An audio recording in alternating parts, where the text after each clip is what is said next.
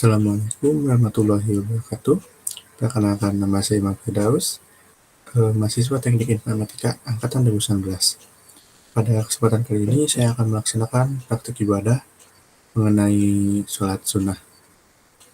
Nah, pada video kali ini saya akan melaksanakan praktik mengenai niat sholat sunnah, beberapa niat sholat sunnah, kemudian dilanjutkan dengan tata cara pelaksanaan sholat sunnah tersebut. Nah, kemudian saya akan menjelaskan mengenai materi sholat sunnah ini. Usolli sunnatas subhi raqataini qabliyatan mustaqbilal Ka'bah adaan lillahi ta'ala. Allahu akbar. Usolli sunnatas zuhri raqataini qabliyatan mustaqbilal Ka'bah adaan lillahi ta'ala. Allahu akbar.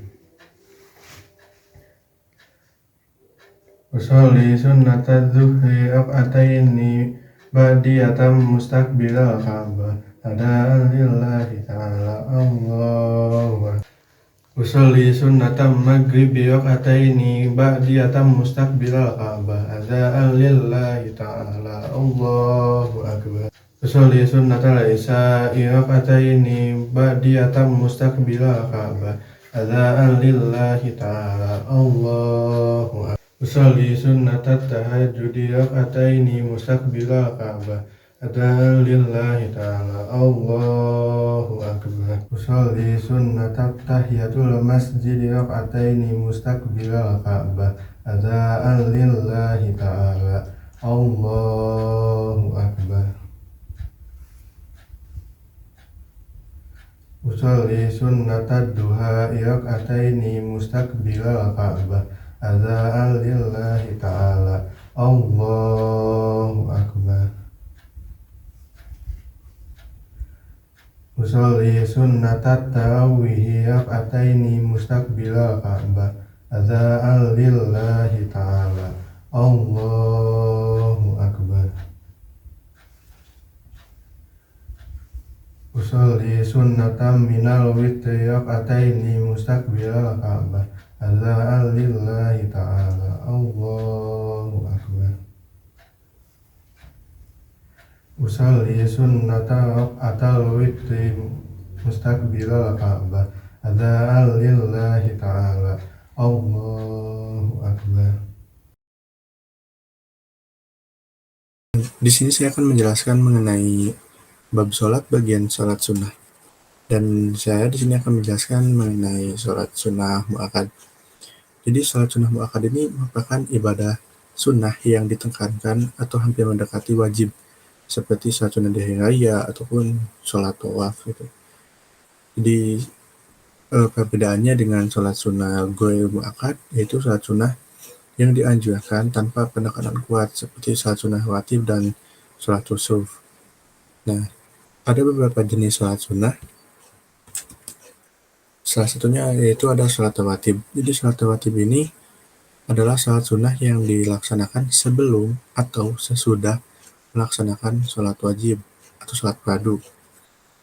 Nah, pertama ada 2 rakaat sebelum melaksanakan sholat subuh, qobliyah subuh.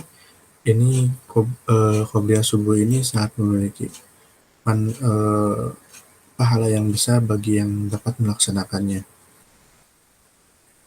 Kemudian ada 2 rakaat sebelum melaksanakan sholat duha, qobliyah duha. Kemudian ada 2 rakaat sesudah melaksanakan sholat duha atau ba'diyah duha. Kemudian 2 rakaat sesudah melaksanakan sholat maghrib, ba'diyah maghrib. Dan kemudian 2 rakaat sesudah melaksanakan sholat isya, ini ba'diyah isya. Nah, jadi apa keistimewaan sholat sunnah rawatib ini? Jadi dalam hadis riwayat Ibnu Majah menjelaskan bahwa sesungguhnya amal hamba yang pertama kali dihisab pada hari kiamat adalah sholat fardu. Itu pun jika sang hamba menyempurnakannya. Nah, arti menyempurnakan di sini itu jadi kita melaksanakan sholat sunnah rawatib sebelum atau sesudah melaksanakan sholat fardu.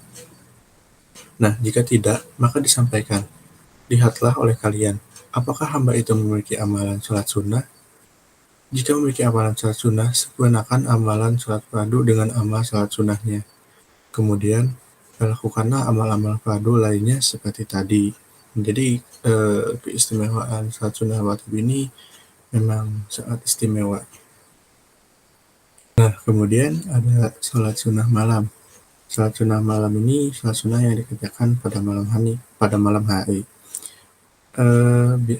Jenis salat sunnah pada malam ini diantaranya adalah salat witir, salat tahajud, salat tarawih pada bulan Ramadan.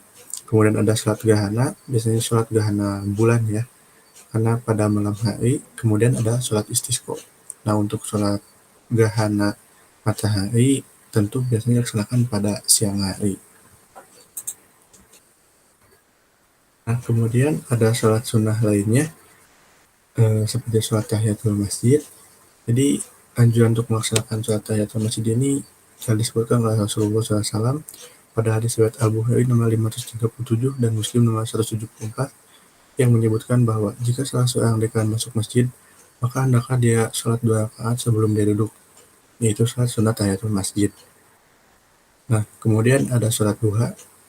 Salat duha merupakan salat sunnah yang dapat dikerjakan pada pagi hari sejak matahari terbit hingga mendekati pukul 12, yang dapat dikerjakan minimal 2 rakaat dan maksimal 12 rakaat. Keutamaan salat duha juga telah disebutkan oleh Rasulullah SAW. Barang siapa yang melakukan salat duha 12 rakaat, Allah Subhanahu wa Ta'ala akan membangunkan baginya istana dari emas di surga. Hadis riwayat Tirmizi dan Ibnu Majah.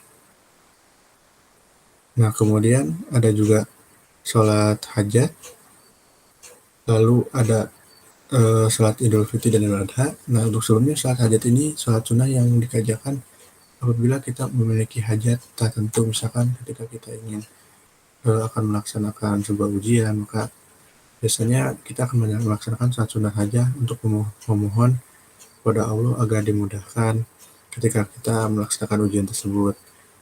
Nah, kemudian salat Idul Fitri dan Idul Adha. Salat Idul Fitri dan Idul Adha ini salat sunnah yang dilaksanakan pada hari raya Idul Fitri dan Idul Adha. Salat sunnah ini diawali dengan 2 rakaat salat, kemudian dilanjutkan dengan khutbah 2 khutbah dari seorang khatib. Kemudian ada salat awabin, ada salat tasbih, dan juga salat taubat. Itulah penjelasan mengenai bagian salat sunnah pada bab salat.